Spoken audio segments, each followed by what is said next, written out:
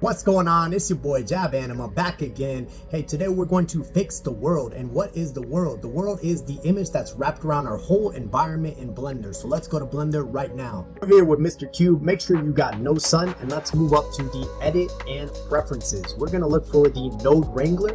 We're going to enable that, and then we'll move to the shading tab. Now here in the shading tab, we're going to go to viewport setting, rendered, and then we're going to move to the bottom and go up to our world. Now here, we're going to add items by pressing Shift and A. So set it up exactly like I have it here. You should have two backgrounds, one with 1 and one with 0 strength. And then we're going to click on the top background, hit Control T, and that gives us this environment texture.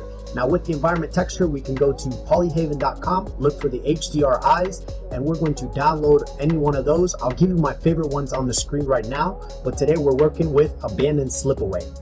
And you can see it here in the viewport that we have it right here. We're grabbing all that light from that image. One thing that we can do for quick access is go to the world, and here we can slide that on and we can slide it off.